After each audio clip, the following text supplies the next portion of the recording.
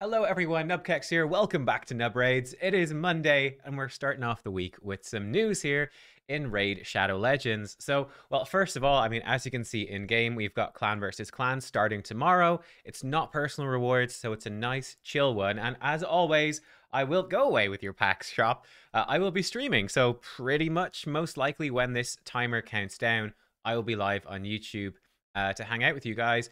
Might be a little bit off. It depends on the puppy and when the puppy is asleep and awake and what she's doing in the morning. But hopefully we'll be on schedule. And who knows, maybe the puppy will even come and say hello on stream. If we're lucky, we'll see. We'll see. So yeah, that is the first bit of news. The second bit of news is propped up in game, which is the Razzle Varg fusion. As you can see, there's 4 copies of the same epic are going to be part of this. So whenever the embargo is up for the test server, I'll be able to give you information on that. So stay tuned on the channel. Make sure that you are subscribed and following. You can hit the notification bell if you want to hear as soon as possible to hear my thoughts on Razzlevarg after playtesting them, my thoughts on the epic, etc. But this does kick off on the 13th of April, which is also incidentally the day when they're going to be adding live arena for everyone as well. So yeah, Thursday is going to be a pretty big day for Raid, so that's something to watch out for.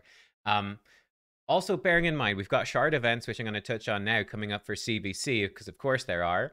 Of course there are. But as part of this fusion, what you're going to have, the first weekend, most likely, should be a Summon Rush event. That's the upcoming weekend. So starting this Friday, should be Summon Rush, Friday, Saturday, Sunday, okay? And then the weekend after that should be 2x ancient, 2x sacred shards, all right? So that's what you're going to need to do. Very tough. That's probably the hardest version of a fusion that you can do because it's very intensive on your sacred shards. Summon Rush to complete that, I'd be expecting, unfortunately, it's just the reality nowadays with these fusions, is I would expect that you're going to need to complete a good portion, if not all, of Summon Rush and or the Champion Chase event. You're probably going to need to do at least half of one of them and fully complete the other one, something like that. So that's pretty tough. Very intensive on your shards. Of course, being a traditional fusion like this, you'll hopefully there's going to be rares to collect and you'll be able to fuse the rares up into these epics. I'm not sure yet. But you'll be able to fuse the epics up during the second weekend of the fusion, at least a couple of them, to get some points towards Champion Chase for that. But do bear that in mind and consider your shard plans moving forwards. You need to get through Summon Rush this weekend, which is going to be either green shards, probably void shards, a lot of them, and some sacreds perhaps. Then you need to rustle up some sacreds or some champion fragments or something to be able to do the champion chase next weekend. Stay tuned for my fusion guide when we actually see all of these events confirmed and we see that where the rewards are coming from in these events, and we can sort of guess based off of previous fusions. We can make some predictions as to how many points you're likely to need and therefore how many shards and so on. Hopefully you'll be able to skip some of those summoning events because they're some of the toughest ones, but we'll see. We'll see. Stay tuned for more info on that. And then we have news from Plarium directly. So some news about upcoming events. So firstly, on Tuesday, that's tomorrow, the 11th of April, we're planning to launch a 10x event to summon Mortu Macabre from Ancient and Sacred Shards. Now, Mortu is actually very good. He's a really good champion. I use him all the time in Tag Arena, actually. The reason being, when he gets hit, he has a 20% chance to unlock Peril. And what does Peril do? It is a massive hit that completely ignores shields, block damage, and all of the enemy's defense. And enemies killed by this skill cannot be revived, and the damage is based on HP. So very simple. You build a big go second team.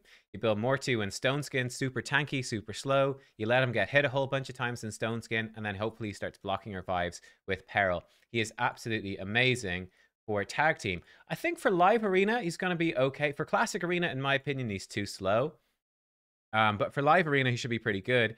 So yeah, I've got a bunch of teams with Mortu. Like over here, you can see like teams with maybe another damage dealer or with a reviver. Even have like just a pure tanky team with a Mortu Macabre. You can do some like fun, cheesy stuff with him in Tag Arena, and it can let you take down teams that otherwise would be a huge problem. Like so long as they have some champion that's going to AoE attack you, it can work really, really well. It's just going to eventually proc his Peril.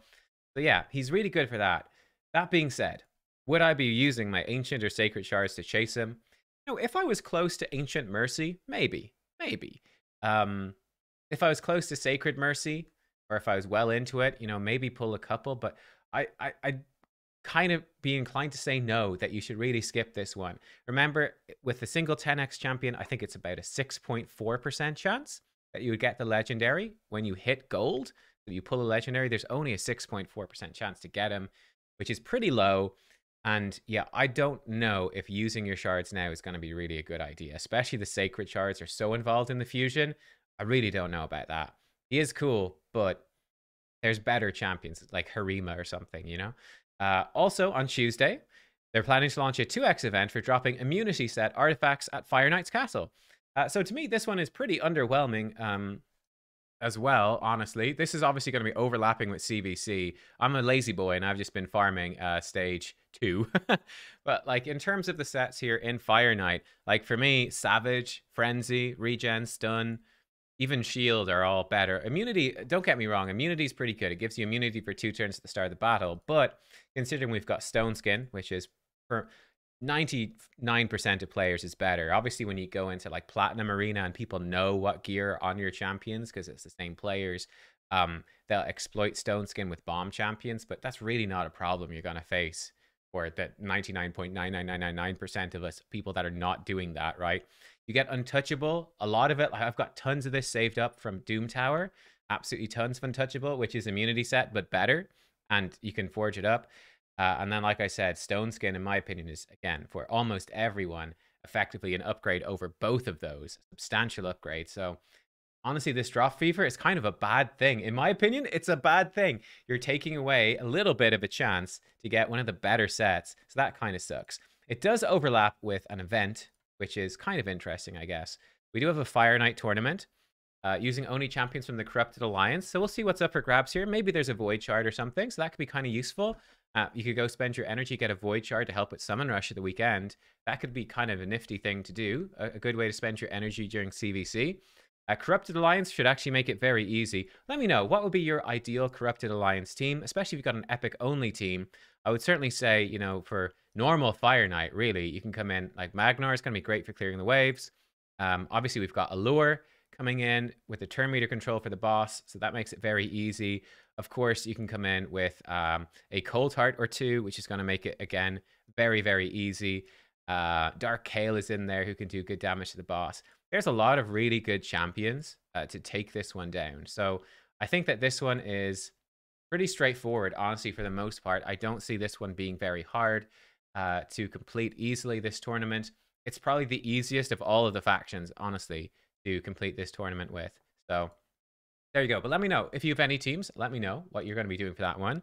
Finally, on Wednesday, the 12th of April, we're going to be doing a 10x event to summon Hegemon from Void Shards. Again, this one is pretty interesting to me. The reason being, I have a Hegemon. Oh, I've bugged out my taskbar. Amazing. I have Hegemon. I pulled him, and I was kind of like excited to get him, and he was kind of cool. But honestly, for a long, long, long time, he's been sat in my vault doing nothing because there's so many champions in Stone Skin now. What is the point in going first each round and trying to crowd control the enemy when they're in Stone Skin? It just doesn't work. However, that being said, Hegemon has come back and has actually been very useful for me in live arena. I don't pick him all the time, but when the enemy team is very obviously going for a speed team, so I've seen several times they'll come in, they'll pick like Arbiter, they'll come in and then they'll pick up something like a Lady Kimmy or a Lissandra. And I'm like, okay, you guys are going hardcore speed. And then I can come in and I can pick up the Hegemon. And they nearly always have to ban Hegemon because they just can't fight into it.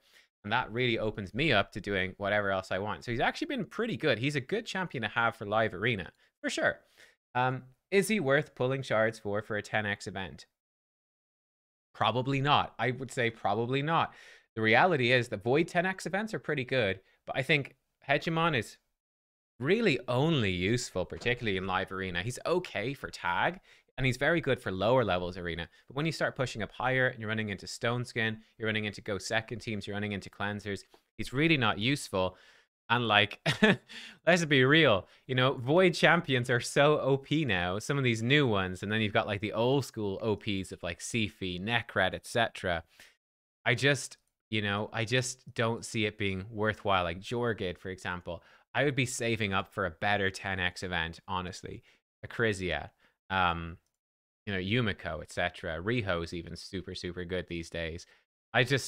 No, I personally would not waste my Mercy timer pulling for a Hegemon. I think it's a waste. Like, I think he's useful to have. He's fine to get him. Like, I'm happy I've got him now. I was kind of disappointed for a while, but I'm happy I have him now at Live Arena. But I wouldn't be hunting for him. That's sort of my thoughts on that. So yeah, honestly, all of these events, my advice is actually probably just skip all these. I think they're all pretty underwhelming. They all seem pretty bad. We'll see what the tournament is like in game.